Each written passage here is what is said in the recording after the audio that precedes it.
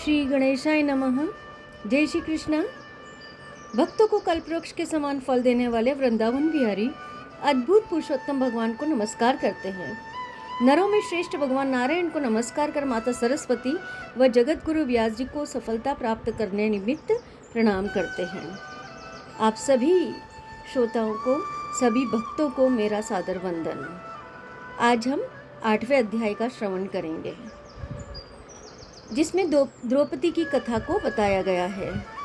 सूत जी बोले, हे तपोधन, विष्णु और श्री कृष्ण का संवाद सुन नारद जी प्रसन्न हो, फिर भी प्रश्न करते हुए प्रभु से बोले, हे प्रभु, रुक्मणीनाथ बैकुंठ को गए, जिसके पीछे क्या हुआ वह मुझसे कहो। श्री नारायण ने कहा, हे नारद, रुक्मणीनाथ ने बैकुंठ जाकर पीछे वहाँ अधिक मास को बताया। जहाँ जाकर अधिक मास महा आनंद करता हुआ सब मासों का अधिक मास हो विष्णु के साथ क्रीड़ा करता है। मन में प्रसन्न हुए प्रभु 12 महीने में मलमास को श्रेष्ठ और संसार को प्रिय हुए।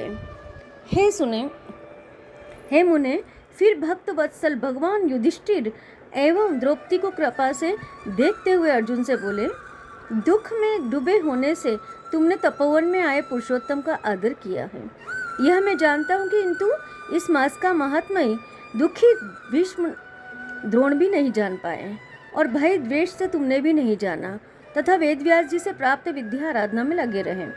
मनुष्यों को प्रारब्ध अनुसार सदा भासता है, अतः प्रारब्ध भोग अवश्य भोगना चाहिए। मनुष्य प्रारब्ध से ही सुख दुख भय आनंद को प्राप्त करता है, अतः भाग्य पर भरोसा करके सदा रहो। हे महाराज, अब आपके दुख का दूसरा कारण कहता हूँ, इतिहास सहित इस कथा को सुने। श्री कृष्ण बोले, यह द्रौपदी पूर्व जन्म में महाभाग्यशाली श्रेष्ठ मेधावी ब्राह्मण की पुत्री थी। जब वह लावण्यता से मनोहर नेत्रों वाली द्रौपदी 10 वर्ष की हुई, पिता के एक ही पुत्री थी, जिसका माता पहले मर जाने से पिता ने पाला। फिर पड़ोसी सखियों का सुख देख पुत्र पौत्र की इच्छा करने लगी कि ऐसे मेरे भी सगुण भाग्य वाले भर्ता और सुख देने वाले श्रेष्ठ पुत्र किस तरह उत्पन्न हुए। ऐसा विचारा, परंतु प्रारब्ध ने तो पहले ही नाश कर दिया। क्या कर्म करके एक सुरेश्वर को भजूं? क्या किसी मुनि के पास जाऊं? क्या किसी तीर्थ में जाकर वहां रहूं? मेरा भाग्य कैसा हो गया है, सो गया है जैसे। बड़े आश्चर्य की बात है कि मेरे भाग्य से मेरे पंडित पिता ने भी मेरे को विवाह काल प्राप्त होने पर भी मेरे शरीर के जोड़ी के वर को मुझे नहीं सौंपा। इधर शोक मोह की तरंगों से पीड़ित हो वह मेधावी ऋषिराज पृथ्वी पर भ्रमण करता रहा। कन्यादान के निमित्त जोड़ी वर ढूंढने पर वैसा वर नहीं मिलने से अपने मनोरथ में निराश हो गया। तब ऋषिराज शरीर में व्याप्त दुख की तीव्र ज्वाला से व्याकुल और श्वास के ऊपर श्वास से युक्त महादारुण मूर्छा से ग्रस्त, जैसे मदिरा पान किए गए हो, गिरता पड़ता हुआ पृथ्वी पर जाकर लेट गया और पुत्री का स्मरण किया। तब तक पुत्री भय से व्याकुल हो पिता के पास आवे कि तब तक मरने का हो गया।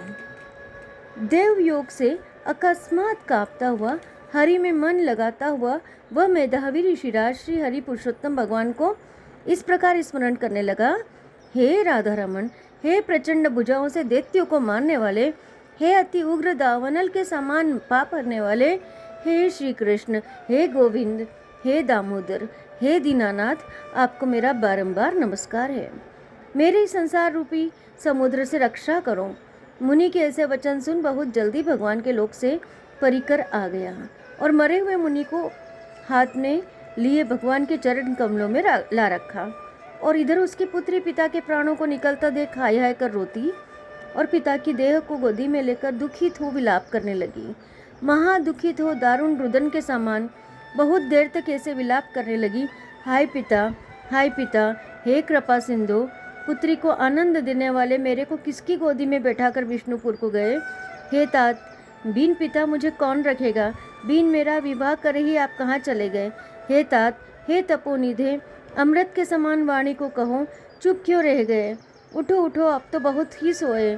मेरा बारंबार विलाप करती हुई बड़े जोर से महादुखित हो द्रौपदी रोने लगी।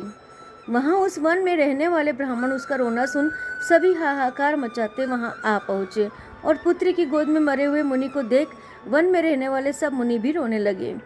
फिर पुत्री की गोद से मुर्दे को उठाकर शमशान में शिव के निकट ले जाकर अंत्येष्टि विधि कर चारों तरफ काश लगाकर जला दिया और कन्या को समझाकर वे सब अपने अपने स्थान को चले गए। कन्या धैर्य धारण कर यथाशक्ति भजन करने लगी और पुत्री पिता की और्ध्व दैहिक विधि करके तपोवन में रहने लगी। यह था 8वां अध्याय श्री पुरुषोत्तम मास महात्म्य के अंतर्गत। जो भी हम जप तप दान पूजा पाठ कर रहे हैं, भगवान इसका सभी को अनेक फल दें। इसी मंगल कामनाएं के साथ आप सभी को जय श्री कृष्ण।